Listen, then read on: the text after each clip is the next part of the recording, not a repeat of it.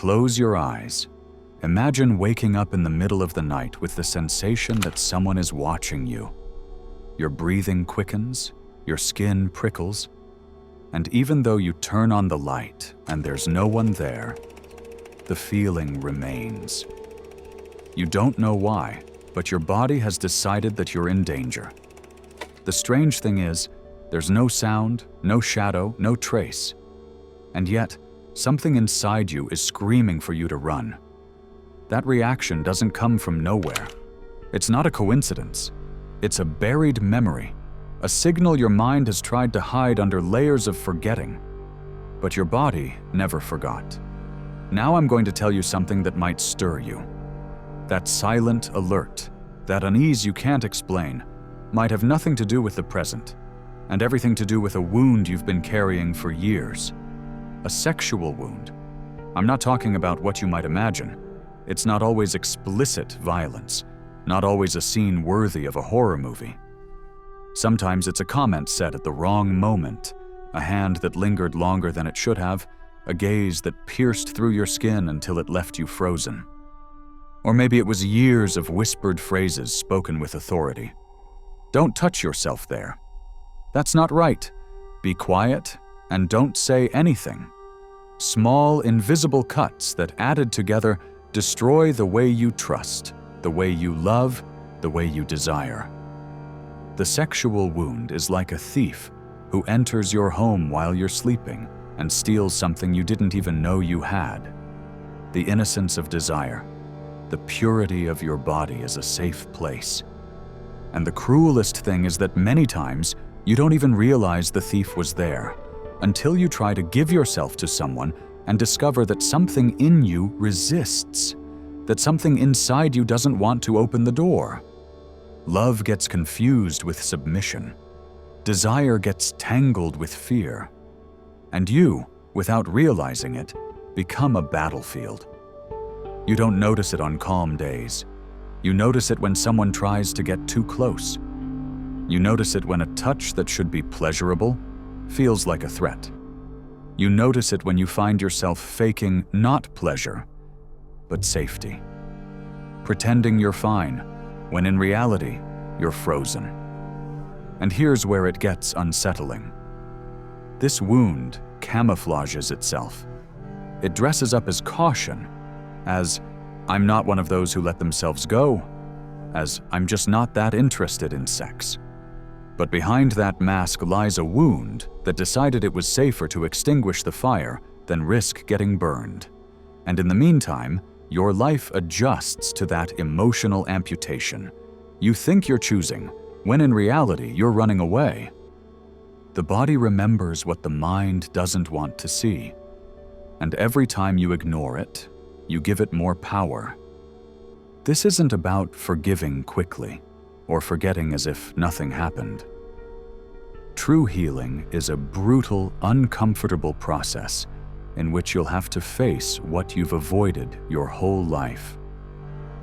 You'll have to reconcile with the fact that your body is not your enemy, that your desire is not dangerous, that the voice telling you, be careful, isn't always right. And yes, you'll also have to face the hardest part: forgiveness. Not for them. Not to absolve the one who hurt you, but to free yourself. Because as long as resentment occupies your energy, the wound will remain alive, feeding off you. It's not about becoming who you were before.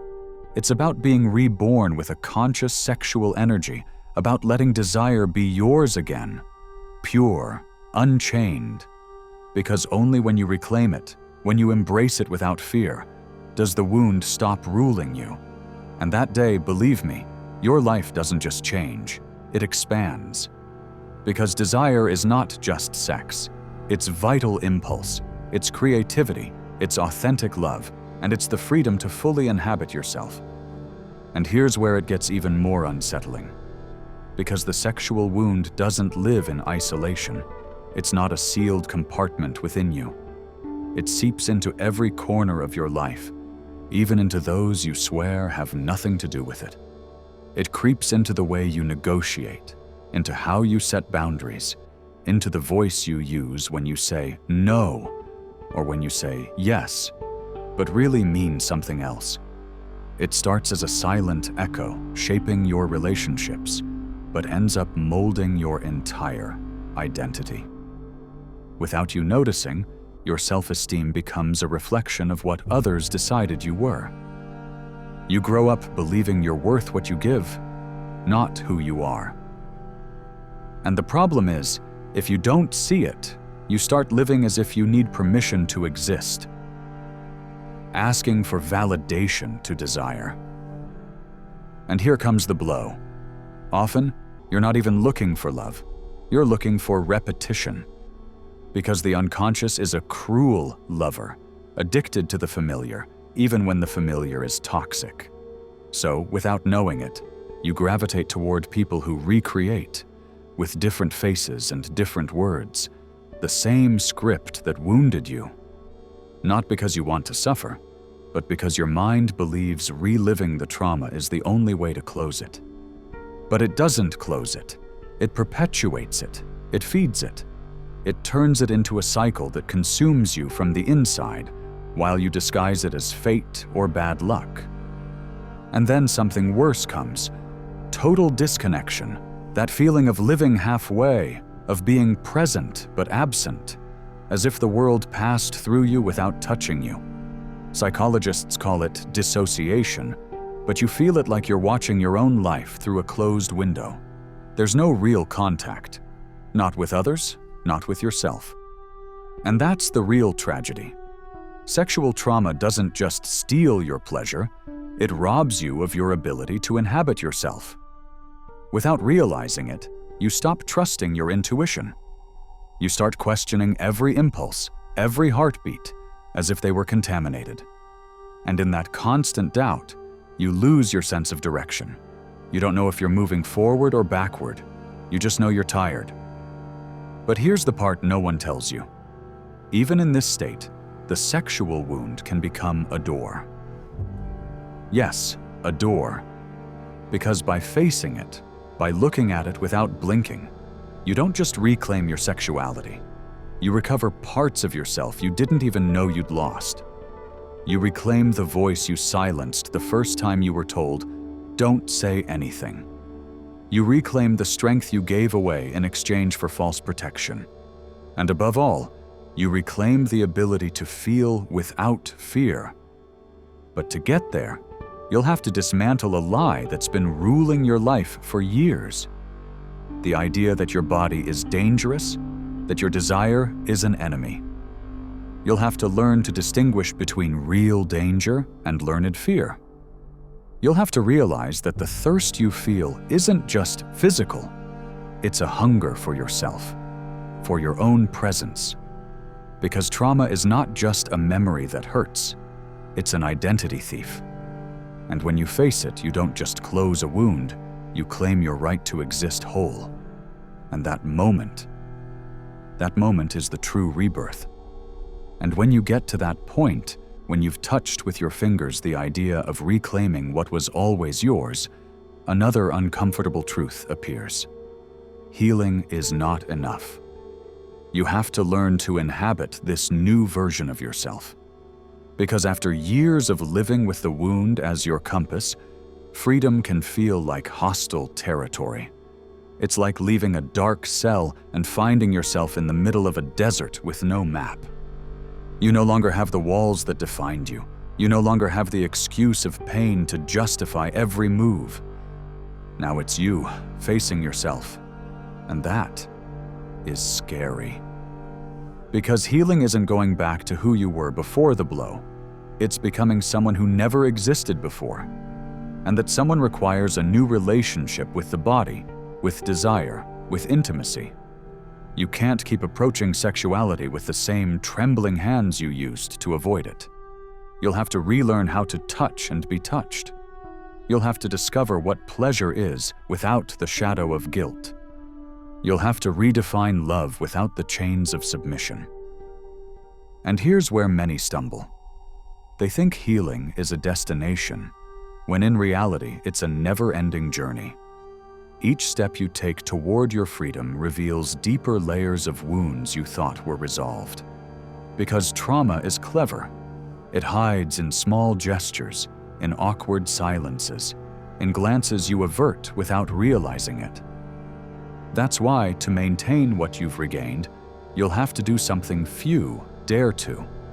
Stop measuring your worth by other people's standards. It doesn't matter if they're lovers, family, friends, or strangers. Your sexuality, your desire, your ability to love are not currency for others' approval. And here's a truth no one wants to hear. If you don't learn to protect what you've healed, the world will try to take it from you again. Not always violently, sometimes with praise, with promises, with connections that seem healthy, but slowly close you in again. The world is full of seductive dynamics disguised as love. And if you're not clear on who you are, you'll fall back in. Healing the sexual wound isn't just about freeing desire. It's about learning to govern it, to decide when to open the doors and when to close them, to let attraction flow not like an overflowing river that drags you, but in the direction you choose. It's understanding that your sexual energy is much more than the physical act. It's the spark that ignites your creativity. It's the force that drives you to create, to express yourself, to connect with the deepest parts of you. And that energy, when you make it yours, stops being a battlefield and becomes fertile ground. A place where there's no more fear, where love and desire recognize each other without masks, where you can stay without feeling you're in danger. Because the true victory isn't that the past no longer hurts, it's that you can live in the present without the past staining it. That's the moment when finally you stop surviving and start living. And here appears something few associate with the sexual wound, but that is deeply connected. Power. Not power over others, but power over yourself. Because one of the most invisible after effects of sexual trauma is that it convinces you you have no control, that your body and emotions depend on what someone else does or says. Without realizing it, you become a territory without borders, where anyone can enter if they know which doors to knock on. Reclaiming your power isn't a pretty phrase for social media. It's an act of rebellion. It's deciding that your body is not public space, that your pleasure is not a debt, that your no needs no explanation. And this sounds simple, but it's brutally hard, because it means rewriting the internal rules that were etched in when you were most vulnerable. It means challenging the programming that made you believe pleasing was safer than resisting. It means breaking the old script where others' desire always outweighed your own. And, strangely enough, this act of reclaiming sexual power starts far from the bedroom. It starts in how you speak about yourself, in how you take up space, in how you negotiate your time, in how you decide who earns your energy. Because the sexual wound rarely heals only in physical intimacy. It heals in your whole life. And when that power returns to you, something changes irreversibly. You stop relating from scarcity and start choosing from abundance. You no longer look for someone to validate your desire. You share it because you want to, not because you need to. You no longer accept crumbs disguised as passion because you know the value of your own flame. But here's a paradox. The more you own your energy, the more uncomfortable you become for those who were used to your submission. Suddenly, dynamics that once seemed balanced reveal themselves for what they were: unequal exchanges. And many can't handle it because your new stance forces them to look at themselves. And that's when loneliness enters. That inevitable stage everyone goes through when they stop fitting into old cages. It's uncomfortable, but necessary, because in that silence without external crutches, you discover something no one can take from you: that your sexual energy, in its purest form, is a life force, not a weapon against you. And when you use it to create, to love consciously, to nourish your inner world, no past can ever rule you again. In that moment, the wound stops being the center of your story and becomes the place from which you began to rebuild yourself. And if you've made it this far, it's because a part of you already knows the wound you carry is not an eternal sentence. It's an invitation, not to go back to the past, but to cross through it, to use it as the rough terrain that strengthens your steps. You are not the person you were when you were hurt, and you are not only the scar that remained. You are the sum of everything you survived and everything you can still create. And now that we've made it this far, before we continue, I want to present the following to you. Our book, The Formula of Awakening, is now available. Do you feel like there's something inside you that wants to awaken, but you don't know where to start? Then I invite you to transform your way of thinking, and with it, your way of living. Discover who you can become. Start today. The link to get the ebook is in the first pinned comment of this video. Grab your copy now at a great price. With that said, let's continue with the video. And here's the secret few want to admit. There's no final version of you. There's always a next level, a new depth in which you can inhabit yourself.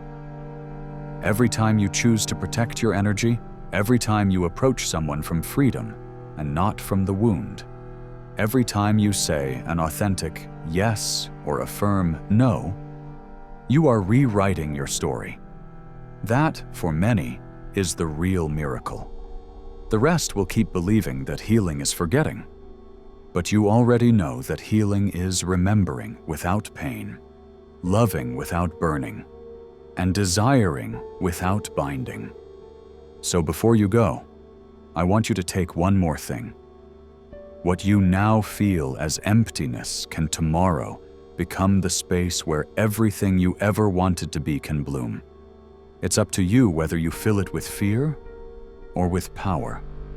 And now I'm going to ask you something. If this journey we've taken together has touched something inside you, subscribe. Not to inflate a number, but so you won't miss the next time we break through layers together. And leave in the comments a phrase only you can understand, a phrase that reminds you your story changed here. It doesn't matter if others don't get it. What matters is that you do, because that will be your mark, your silent witness that you decided to take back what was yours. And now I'm going to do something you're not expecting. I'm saying goodbye without saying goodbye. I'll leave you here in this moment with the door open. Cross it or don't, but remember, from the moment you heard these words, you can no longer pretend you don't know where the exit is.